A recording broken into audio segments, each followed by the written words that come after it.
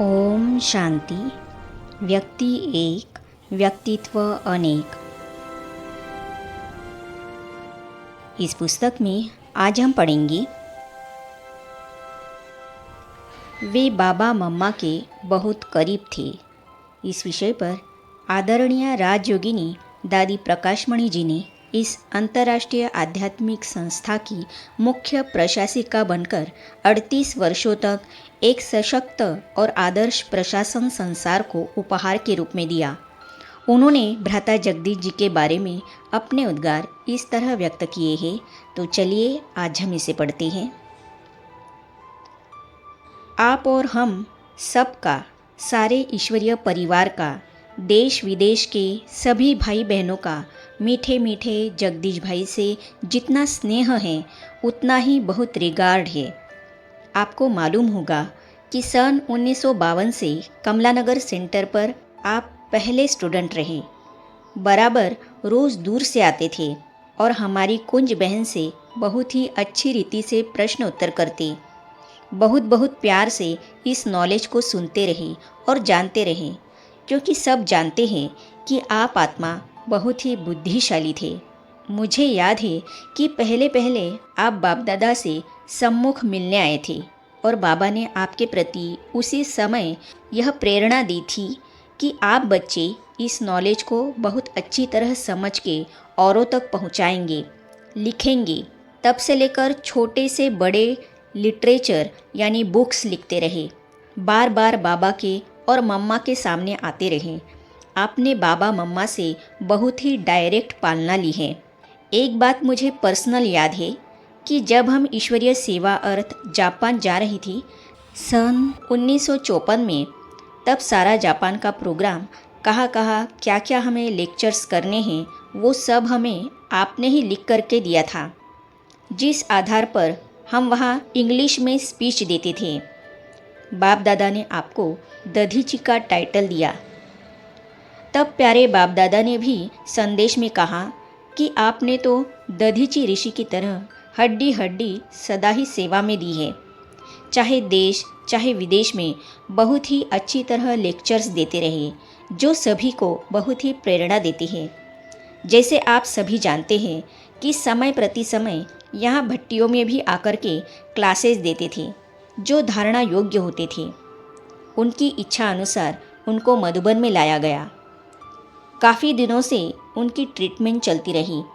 आप लंदन भी गए थे, फिर मधुबन में ग्लोबल हॉस्पिटल में भी आपकी ट्रीटमेंट चलती रही।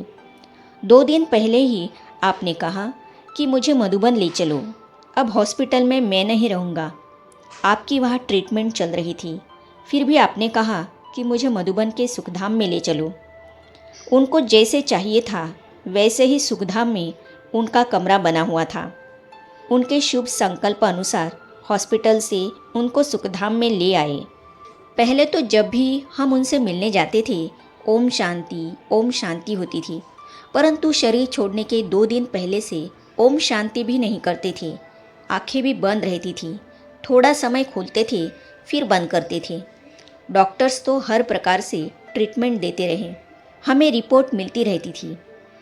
उस आत्मा को तो पहले से ही मालूम था। उस दिन मैं सुबह शांतिवन गई थी, शाम को लौटी और क्लास में गई। क्लास से सीधा हम जगदीश भाई के पास गई। वहाँ सब थे। उनके लौकिक 2 भाई भी वहाँ पर उपस्थित थे।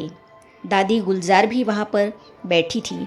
निर्वेर भाई, डॉक्टर्स आदि वहाँ सब बैठे हुए थे। जब हम वहाँ पहुँची तो बिल्कुल लगा कि वे अनकॉन्शियस है, जिसको कहते हैं कोमा। लगता था कि यह आत्मा अभी बाबा के पास ही है। खैर, हम उनसे मिलकर मधुबन आई। दादी गुलजार और अन्य वहाँ ही बैठे थे।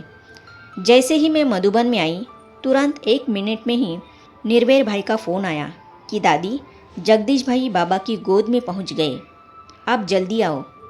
हम गई और देखा तो आत्मा उड़ चुकी थी। उस आत्मा को तो पहले से ही मालूम हो चुका था कि मैं बाबा के पास जाने वाला हूँ। उस घड़ी उसको अनुभव भी हो रहा था।